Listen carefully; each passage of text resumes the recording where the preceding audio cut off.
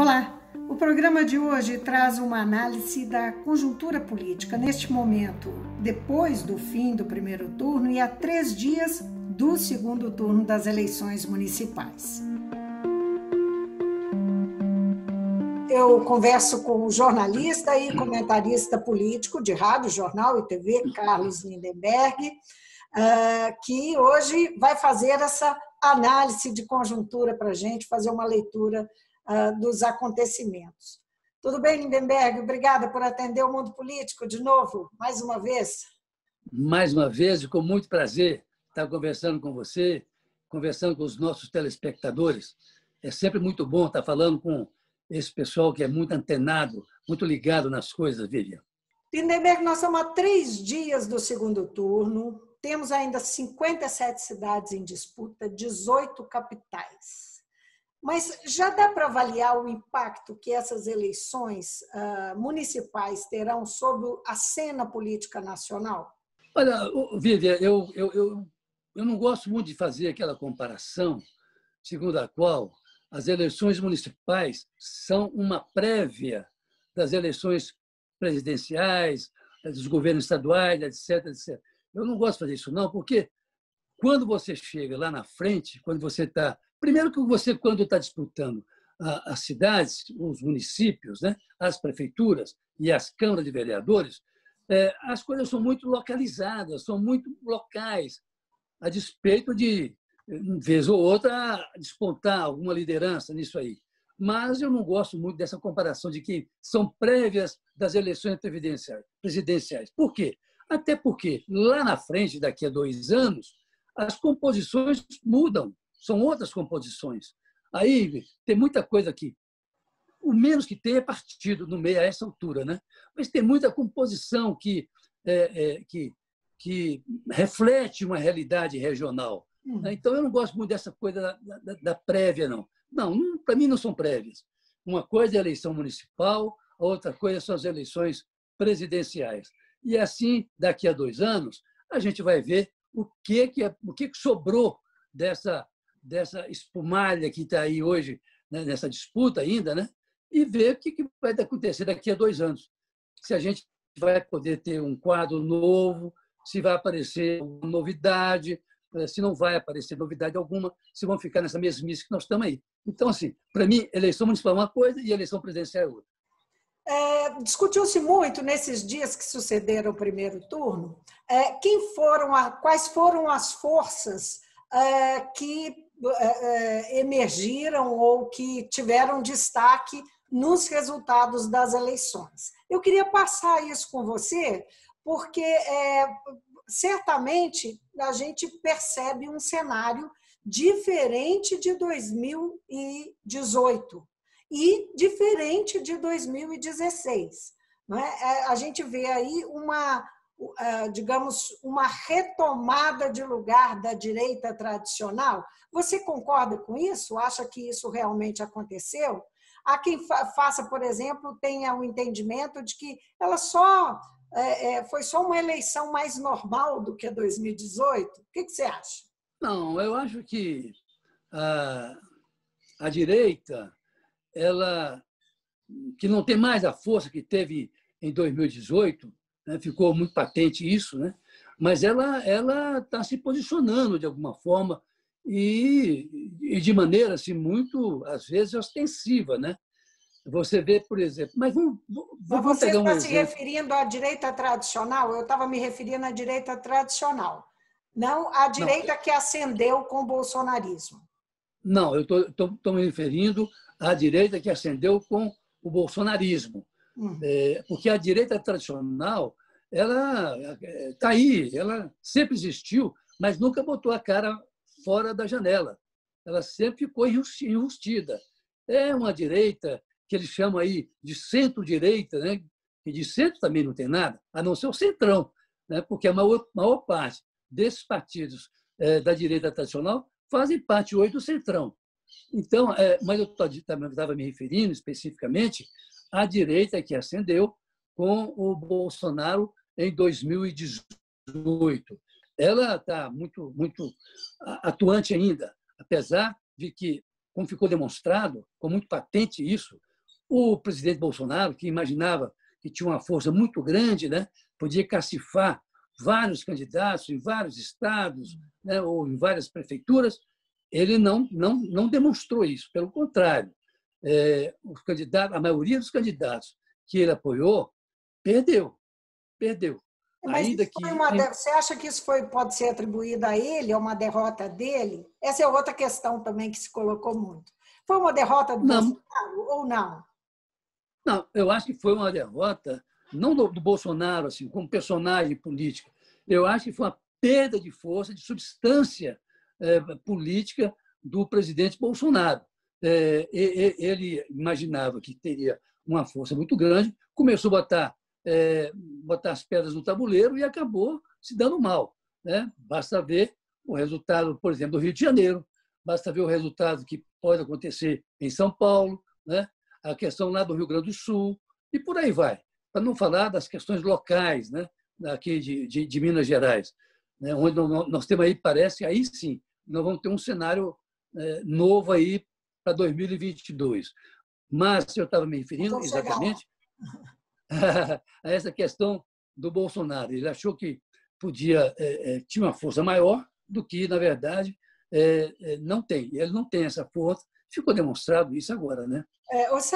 Hoje tem uma manchete de jornal na Folha de São Paulo dizendo que Bolsonaro, o Ibope apontando que Bolsonaro, na comparação com as pesquisas que eram feitas antes do primeiro turno, no início do primeiro turno, com os resultados das eleições, ele perde, ou pelo menos oscila negativamente em alguns lugares, em 23 das 26 capitais. Né?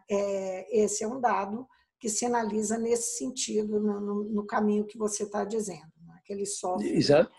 Exatamente. Quer dizer, ele não tem a força que teve, por exemplo, em 2018, longe disso.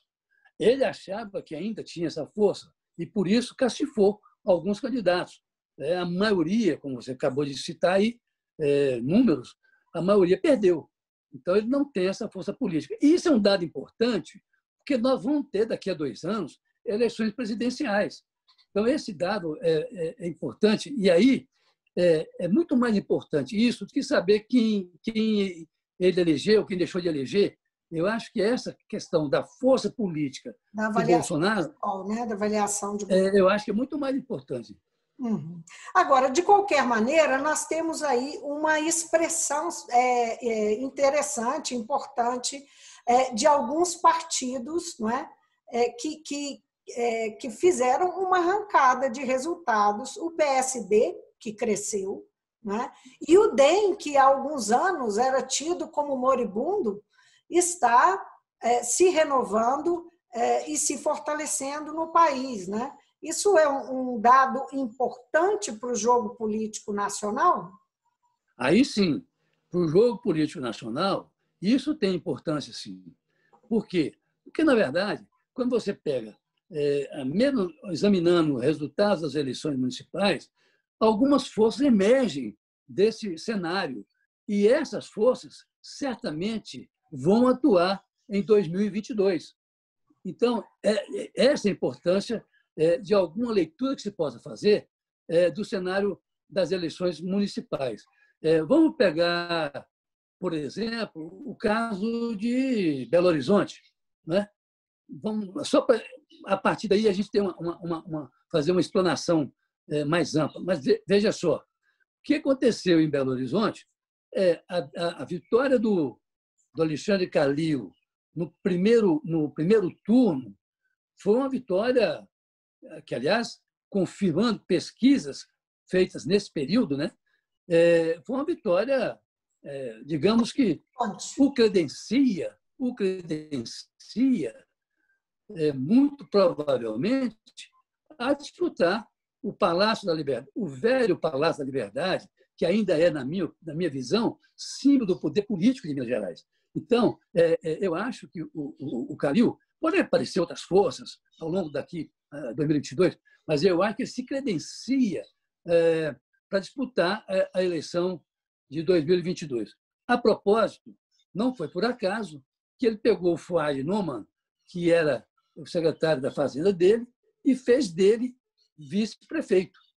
Ou seja, ele precisa de uma retaguarda ali atrás, ali na prefeitura, para fazer o que ele precisa fazer, a partir do momento em que ele se desincompatibilizar. Ao contrário do que aconteceu, por exemplo, com Paulo Lamarck, né? Que logo de cara fez uma bobagem e aí o Calil deu um chegar para lá nele. Mas parece até que ele vai ocupar uma função ainda de alguma Tem se importância. nomeado de que vai resgatar o Lamarck, né? Isso. Mas, de qualquer maneira, a ascensão do Calil dessas eleições municipais é um dado que você não pode desconhecer, não é isso? Por quê? Até porque, ao fazer isso e ao colocar o Fuad como vice-prefeito, né, que se elegeu vice-prefeito, o Calil vai certamente aí fazer aquilo que ele já vinha fazendo ao longo desse mandato dele, que é o quê? Bater de frente, muito provavelmente, com o governador Romeu Zema, que também deve, possivelmente, se lançar candidato. Ele não confirmou isso ainda até agora, né? O Calil também não falou que é candidato, mas, muito provavelmente, o Zema, até por uma tradição, vai querer disputar aí um segundo mandato. E aí vai bater de frente, certamente, com Alexandre Calil, que, ao longo de todo esse processo, de todo esse mandato, foi o adversário maior que ele encontrou. Só lembrando, fazendo uma observação, ainda ligando com o que foi o início dessa conversa, que é o PSD. O PSD, em Minas Gerais, tem 2 senadores hoje, não é? E o prefeito da capital com esse nível de aprovação não é? Enfim, de votação. Né? Isso também dá expressividade ao jogo, não?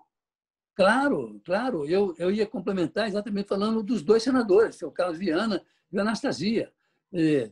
São dois senadores, um novo, né, que é o Viana, o outro já calejado nessas disputas eleitorais, que é o ex-governador Antônio Anastasia, de maneira que é evidente que são forças que se somam. Aliás, no dia da vitória do Calil, o Anastasia lançou o nome dele à disputa para o governo do Estado. É claro que Calil vai examinar daqui para lá se vale a pena, se não vale, enfim, ele é que sabe. Aliás, ele precisa resolver alguns problemas que ele deixou, e isso aí entra no dever de casa dele. Por exemplo, a situação do córrego do Vilarinho. Se ele não resolver essa questão do córrego do Vilarinho, ele pode desistir. Se ele não resolver essa questão nebulosa da caixa preta da Begatrans, também, que é outro nó górdio que ele tem, isso aí vai complicar a vida dele, não tem a menor dúvida. Chegar com isso para casa pronto. Esse dever de casa tem que estar pronto. Se ficar com essa coisa, que não sei o quê, isso não vai resolver. Né? Aliás, na minha visão, uma das razões por que Calil ganhou a eleição no primeiro turno, Vivian, se você me permite, foi exatamente isso. Quer dizer, a postura dele na crise da pandemia. Ele, na maioria das vezes, primeiro que ele foi absolutamente contrário à posição do presidente da República. Isso já foi uma coisa curiosa. A despeito do Carlos Viana, que é senador, está dizendo que vai ser vice-líder do Bolsonaro lá no Senado. Bom, tudo bem. Aí é outra história, é outro caminho. Né? Mas a postura do Calil na pandemia foi uma das razões que o credenciaram a se agigantar e ganhar a eleição com aquela margem de voto enorme que ele teve. Né? Evidentemente, a gente tem que olhar também para o outro lado. Por exemplo, o caso do deputado do Bruno Engler, desculpa, o nome passou, até com uma família muito conhecida minha, a família Engler. Mas você vê que ele ultrapassou o João Vitor Xavier, né? E apareceu também com um nome de alguma expressão, a despeito de ter tido aí pouco mais de 9%, quase 10% dos votos, não mais do que isso também. Né? Mas, então, essas coisas fazem com que a gente não olhe só para um lado. A gente tem que olhar para todos os lados, né? O fato do Bruno sair com essa na frente do João Vitor Xavier, que é um candidato que vinha se pontuando já há algum tempo, isso é importante. De forma nós falávamos que Bolsonaro, que a eleição municipal, ela não, o quanto atinge ou não atinge Bolsonaro, mas também revela, não é? São revelados até pelas pesquisas cenários assim em diferentes capitais onde Bolsonaro perdeu a avaliação, né? E no caso de São Paulo, por exemplo, ele ficou fora do jogo, não é? Em São Paulo, com a saída do Russomano. Na capital, em Fortaleza, o candidato dele está tendo dificuldade, em que pese que a disputa ainda é bastante acirrada, não é? E a expressão de Bruno Engler aqui, claro que tem a ver com a figura do Bolsonaro, mas não é insuficiente. Claro. Então, nós não podemos desconsiderar, mas temos que avaliar esse aspecto, né? Claro. Do quanto ele... A situação de São Paulo, por exemplo, que você colocou em bom momento, em boa hora, quer dizer, a perda de substância política, eleitoral, né, do Bolsonaro em São Paulo foi um negócio avassalador. Né? O candidato dele ficou em 4º lugar. Então, assim, é uma coisa que... Como é que se explica isso? Perda de força política. Num Estado, inclusive, que é muito forte politicamente, economicamente, né? Eleitoralmente, e lá ele tem, inclusive, um candidato que se opõe a ele, que é o João Dória. O governador João Dória pelo menos até agora tem sido, um adversário do Bolsonaro e um candidato, né, que também pode bater de frente com o Bolsonaro lá em 2022. Falando ainda de partidos, né? Nós temos temos aí essa cena dos partidos tradicionais, nós estamos falando do PSD, mas o DEM também merece um destaque importante. O presidente nacional do DEM, que é o ACM Neto, conseguiu fazer lá o prefeito de Salvador, que estava disputando, com muita folga, inclusive, né? Com uma votação estrondosa, teve o candidato e derrotou a candidata do governador, que é um petista super bem avaliado, que é o Rui Pimenta. Então, o DEM também não se pode negar resultados, inclusive avanços nas prefeituras, no número de prefeituras em Minas. Né? Sem dúvida alguma. É isso que ele estava dizendo. A gente tem que olhar para os dois lados. Quer dizer, o fato de o DEM ter tido resultados expressivos, né, importantes no país como um todo, e em algumas capitais, particularmente, como é o caso lá de Salvador, com o candidato do ACM Neto, né? Apesar de que aí, Vivian, a gente vai ter uma coisa curiosa. É o nome dele. Estou aqui tentando lembrar. Veja só, ganhou lá no primeiro turno, o que mostra que a gestão do ACM Neto foi bem avaliada, ele conseguiu capitalizar bem essa boa, digamos, gestão dele lá, mas se você sai de Salvador e vai para o Estado, a posição do governador da Bahia é muito boa no restante do Estado. Não é? Então, assim, a gente vai ter que ver o resultado dessa eleição aí de segundo turno para a gente ter uma avaliação melhor, mas, sobretudo, a partir de avaliações. Como é a avaliação do governador da Bahia, né, e como é a avaliação, ao final, da gestão do ACM Neto. Isso significa o seguinte, em linhas gerais, nós não podemos olhar só para um lado. Temos que olhar todos esses reflexos que emergiram das eleições municipais agora. Agora, Lindenberg, eu acho que vale a pena a gente destacar também os resultados do PSDB e do PT, em que pese que tem um segundo turno ainda, e esses dados ainda podem mudar, mas o PSDB perdeu prefeituras em Minas, mas se você olhar para os resultados das capitais, ele conseguiu fazer 10 prefeitos nas capitais. É um dado muito significativo. O PT, por sua vez, perdeu muito em Minas, mas ele tem alguns resultados que ainda podem vir a aparecer no segundo turno, mas, em geral, ele sai perdendo. Quer dizer, o eixo, eles saem do eixo, apesar de ainda estar no jogo, não é? Ambos estão no jogo. Mas eles saem do eixo. Como é que você olha para frente? O que você acha? Não, sem dúvida alguma, né, que o PSDB, no confronto PT-PSDB, o PSDB, de alguma maneira, saiu com alguma vantagem, né? O caso do PT é um caso muito delicado, o problema do PT, né?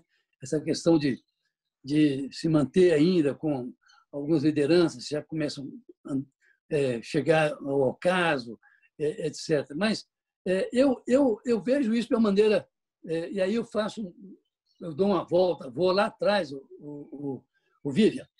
Você se lembra, e nós já conversamos muito nisso aí no seu programa, do mundo político, a criminalização que se estabeleceu sobre o PT a partir daqueles escândalos, desde a Lava Jato ali, mas lá na Lava Jato vários partidos estavam envolvidos, né?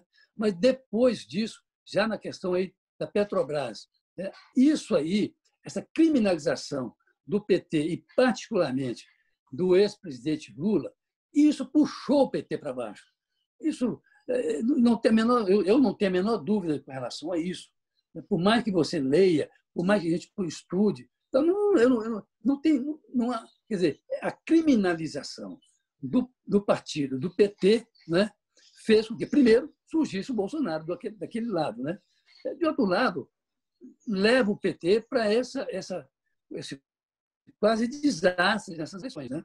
Como é que a gente pode projetar o futuro das esquerdas? A gente vê o PSOL em crescimento, mas o PSOL ainda é um partido pequeno. Claro que se eventualmente o Boulos conseguir virar o jogo em São Paulo, né, e ele vem crescendo e o Covas caindo, mas talvez não dê tempo desse jogo ser virado, significa ganhar na prefeitura de São Paulo é muita coisa. Mas o PSOL ainda é um partido pequeno. Aí, vamos falar um pouquinho, então, das esquerdas. O que pensar, o que projetar das esquerdas daqui para frente, pensando, claro, nós estamos sempre projetando para 2022. Olha, Vivian, eu, na verdade, quando eu olho esse panorama aí das esquerdas, especialmente, né, eu fico meio confuso, porque eu não vejo, numa hora dessa, nenhuma outra liderança, né, que não seja, por exemplo, o ex-presidente Lula, que já está meio cansado também, né? A gente percebe isso, que o discurso dele fica até um pouco repetitivo, né, digamos. Mas eu não estou vendo. Olha, vamos pegar o Ciro Gomes, por exemplo. O Ciro Gomes, o massacre que ele fez em cima do PT é um negócio eu não vejo como o PT apoiar um Ciro Gomes. Não vejo como. Dado o massacre, dado até uma certa canalice, né, que se estabeleceu aí. Mas aquela coisa aquele encontro que houve entre Lula e Ciro? Aquilo foi um encontro fechado, uma conversa entre eles. Aí cada um deu uma versão. Aquilo, para mim, não apenas apara algumas arestas, mas não resolve um problema de fundo, um problema de base, sabe? Aí você vai, mas então seria o Flávio Dino, lá do Maranhão? Qual é a expressão que teria o Flávio Dino, né? Do ponto de vista nacional, né? São figuras regionais que aparecem, né? Então, assim, eu fico meio aturdido quando eu olho por esse lado assim, das esquerdas, o que pode acontecer com as esquerdas daqui para lá, né? Uma composição em torno do Ciro Gomes muito difícil, quase que improvável, provocado pelo próprio Ciro Gomes. Ele que provocou esse cadafalso dele. Foi ele que fez isso. A partir daquele instante que, no segundo turno, ele foi para Paris. isso não é comigo, dane-se, né? Quer dizer, a partir daí, abriu-se um fosso e é difícil você fazer uma ponte que passe por cima desse fosso. Muito difícil. Aí você vai ver para o outro lado. Quem é mais que pode estar do outro lado? Eu não vejo, não vejo. Sinceramente, não vejo. Mas você não vê, então, a perspectiva de uma aliança, mas você consideraria que uma aliança entre as esquerdas, essa solução seria a única possível para as esquerdas se colocarem em 2022?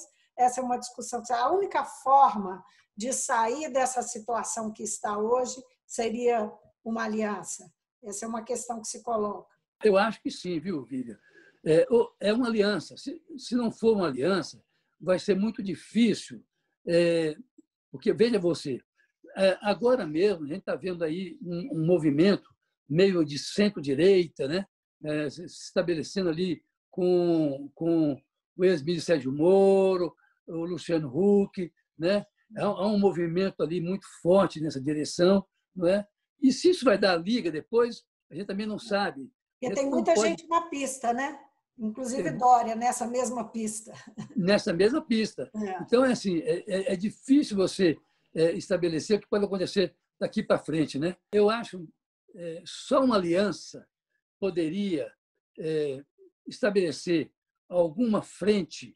Eu estou quase aqui lembrando da chamada Frente Ampla, lembra, né? Lá atrás, Juscelino Kubitschek, João Goulart, etc., Lacerda e tal. Eu estou quase imaginando uma coisa assim, uma frente ampla para segurar um pouco a direita que vem, embora essa direita esteja mais enfraquecida hoje do que em 2018, mas é uma direita perigosa ainda, porque nós estamos vendo aí o tipo de jogo que faz essa direita mais radical, né? Aí vamos ver. É uma aliança meio pelo centro? Possível, é provável. Não digo que é inevitável, mas é simplesmente provável. E uma aliança da esquerda? E aí nós vamos ter exatamente esses três campos. Uma direita mais raivosa, mais radical, nós vamos ter aí uma centro-direita, né, digamos assim, e uma centro-esquerda, ou uma esquerda. Eu acho que uma esquerda isoladamente é muito difícil. Eu acho que talvez tenha que fazer uma aliança. E aí eu me lembro da Frente Ampla lá atrás, de João Goulart, Carlos Lacerda e etc. Vamos adiantar aqui que eu tenho ainda umas coisinhas para tratar com você. Zema, como é que sai Zema dessa eleição? Só lembrando que Zema não conseguiu, o partido de Zema, o Novo, não conseguiu eleger ninguém em nenhuma prefeitura. Lançou só 3 candidatos, não é? Em 3 cidades, uma delas Araxá, que é a terra do governador, mas não conseguiu eleger, ele sequer foi competitivo, o candidato do governador. Em Contagem também, a mesma coisa. E a terceira cidade, que eu não vou me lembrar nesse momento, eu lembro daqui a pouco. Enfim, Zema apoia uma candidata que é competitiva, está na frente em Uberaba, mas esse é o saldo da questão do apoio do governador. Como é que Zema... qual que é o desafio de Zema para 2022? Eu acho que a de Uberaba é uma coisa tem muito fiengue no meio disso aí, etc., sabe? Eu acho que não é muito Zema nessa história, não. Eu acho que é mais a fiengue mesmo. Agora, o que eu vejo nisso aí o Zema, você vê, ou ele, estrategicamente, saiu da disputa municipal, né, não se envolveu na disputa municipal, o que é uma hipótese, né? Não passa de uma hipótese, ou ele realmente não conseguiu entrar no jogo. Ele não participou do jogo porque não conseguiu entrar nele. Não é? Aí, sai daqui, o senhor Romeu Zema sai de Belo Horizonte e vai apoiar um candidato em Joinville, lá em Santa Catarina. É um negócio meio desproposital. Aí você vai perguntar assim, não, mas quem pagou a passagem dele, a despesa dele, foi o Partido Novo, e que o convocou para dar uma força lá em Joinville. Mas, pelo amor de Deus, não elege ninguém aqui e vai querer eleger em Joinville? É uma coisa meio estapafúrdia. Foge um pouco a lógica, né? Pelo menos essa lógica do polícia que nós conhecemos. Quer dizer, e ainda tem um problema para trás, né? Que ainda não está definitivamente resolvido, que, aliás, a oposição na Assembleia tem cobrado, aí, e deveria cobrar mesmo, as despesas. Quem pagou essas despesas? A partir de quê? Tem um decreto do Gabinete Militar que diz que o governador do Estado tem que ser acompanhado com segurança, etc, etc. Mas, espera aí, e a despesa? Fica na mão de quem? Na nossa mão? Lindenberg, Congresso Nacional. O Congresso Nacional está praticamente parado por conta da sucessão, que ocorre realmente em fevereiro, mas ele está andando a passos lentíssimos por conta do jogo de forças interno lá para a troca de comando, que, na verdade, na Câmara parece que caminha de um jeito, no Senado de outro. Maia disputa aí a liderança dessa indicação e desse apadrinhamento de quem pode ser o próximo presidente, e Bolsonaro tem lá o nome dele, que é o Lira, né? O Arthur Lira, do PP. Quanto a essa disputa, o resultado, quem vai ocupar a presidência da Câmara e a presidência do Senado, que também está em questão, não é? Hoje é o Alcolumbre que está lá, mas pode ser que ele tenha que deixar o cargo e fazer a eleição. O que pode acontecer para o Planalto? Esses resultados, essas mudanças, caso não seja o candidato dele? Olha, eu acho que, fosse o estrategista do Planalto, eu não me envolveria com a Câmara de Deputados e nem com o Senado, muito menos com a Câmara de Deputados. Aquilo é um ninho de cobra, né? E é um negócio complicado. De repente, sai uma cobra ali e pica o presidente da República, né? E aí, como é que fica? Então, se eu fosse o estrategista do Planalto, eu não entraria nesse jogo. Esse é um jogo que deveria ser jogado lá no Congresso. Aliás, eu estava lendo hoje que o Supremo Tribunal Federal não vai se envolver na questão do Congresso, da eleição do Congresso, ou do Senado, ou da Câmara de Deputados. Esse é um assunto que o Supremo Tribunal Federal vai deixar por conta deles lá, resolver aquilo lá. É só uma observação, o Gilmar mandou para o plenário, né? Porque o Gilmar era o relator de uma provocação sobre esse caso, né? Se poderia haver a reeleição do Maia e do Alcolumbre. O Supremo pode decidir que não vai decidir nada, que isso é com o Congresso, não é isso? Exatamente, porque o que o Supremo menos quer nessa altura é confusão com o Congresso, né? Já tomou tanta confusão com o Bolsonaro, o que menos quer agora é confusão com o Congresso. Então, não custa nada o Supremo decidir que é o seguinte, olha, não, a questão do Congresso Nacional, como eu li hoje, é do Congresso Nacional. Não compete ao Supremo entrar nessa briga. É uma questão de poderes. São poderes distintos e, portanto, não tem por que um estar se envolvendo no outro, na briga do outro lá. Então, é muito provável, não é que seja, apesar de o Bolsonaro ter o Lira como um candidato seu, até porque o Lira também se avorou em líder do Centrão, né? O Lira parece ser um candidato do Bolsonaro. Eu, se eu fosse estrategista do Planalto, eu não entraria nisso. Deixaria essa briga para eles lá no plenário, lá na Câmara dos Deputados e no Senado da República. Porque ali, como eu disse, é um ninho de cobra. Ali, como diz a expressão popular, são cobras criadas, né? E é perigoso entrar nesse jogo. Aliás, às vezes que o Bolsonaro entrou nesse jogo, ele perdeu.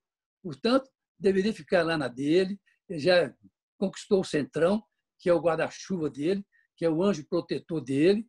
Fica com isso lá e não entra nessa briga. Deixa isso para eles lá. Só para a gente encerrar, e antes de encerrar, para despedir, não é? Hoje o principal assunto do mundo e do país aqui, pelo menos no Brasil, certamente nas manchetes dos jornais brasileiros, da TV, o principal destaque é a partida de Diego Maradona, um gênio do futebol, mas também um militante, né? Um ser político. Eu queria que você comentasse isso, até para a gente não ficar descolado de uma coisa que está mobilizando, um sentimento que está mobilizando tanta gente. o Maradona, a despeito de ter sido um dos maiores craques do mundo, né? Um dos maiores futebolistas do mundo, né? Rivalizando aí, quem sabe, até com o Pelé, que é o nosso atleta do século, né? A despeito disso, as pessoas às vezes não lembram ou não querem lembrar que o Maradona, como você colocou bem, era um ser político. Ele era peronista, a começar daí. Desde a juventude, quando ele começou a sentir por onde caminhavam as coisas, ele não era afiliado ao Partido Justicialista, né, que é a face externa, partidária do peronismo, mas ele, até por origem, né, as camadas mais pobres, né, e Maradona era um garoto pobre, ele era um peronista. E, como peronista, ele se envolveu em algumas situações políticas, não é? Que alguns vão gostar, outros não vão gostar, mas isso não importa. O que vale aqui é que a gente está traçando o perfil político do Maradona. O Maradona, em uma certa época, ele até andou apostando ficha lá no Carlos Menem, no liberalismo lá do Menem. Depois ele saiu dessa e foi para o outro lado.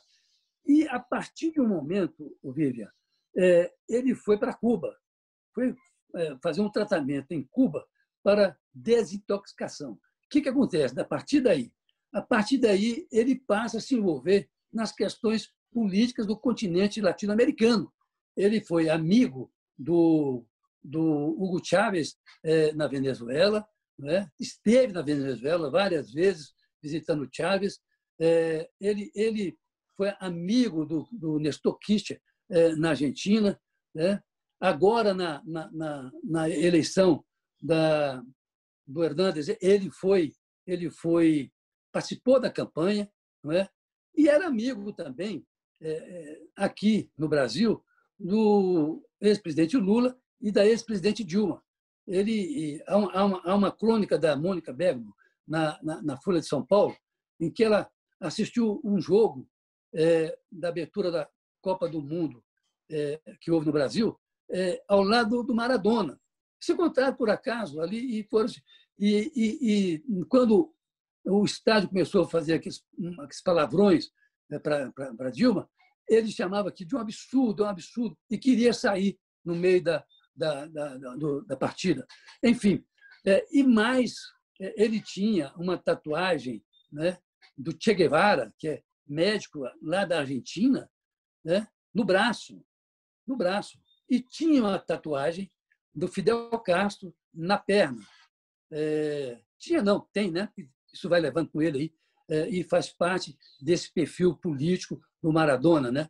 É uma pessoa que, a partir de um certo momento, né, desde que ele veio lá de trás, simpatizando com o peronismo, ele passa, então, a se inscrever como alguém muito próximo das esquerdas e apoiando candidatos da esquerda. Ele visitou o Lula aqui no Brasil, naquele momento que o Lula estava em dificuldade, etc. De maneira que Maradona, além de ser um grande craque de futebol, era um ser político e com uma definição clara pelas esquerdas na América Latina. Fica aí o registro, né, nessa despedida de Diego Maradona, que o mundo, a Argentina, o mundo, o Brasil, fazem desse grande gênio do futebol e esse homem extraordinário. Né? Para você ver, extraordinário. Tanto o Lula quanto a Dilma fizeram manifestações públicas lamentando a morte aí do Maradona. Lindenberg, muito obrigada pela boa prosa. É isso, é sempre um prazer falando com você e falar com os nossos telespectadores do mundo político. Conversei com o Carlos Lindenberg, comentarista político, jornalista. Ele fez aqui uma análise para a gente da conjuntura de pós-segundo turno, há 3 dias, pós-primeiro turno, há 3 dias do segundo turno. Qual é a cena política que nós temos, como é que emergem os partidos, os personagens, as lideranças, enfim. Agora é aguardar o segundo turno que vem aí, né? Que tem disputas importantes. Até. Tchau, tchau.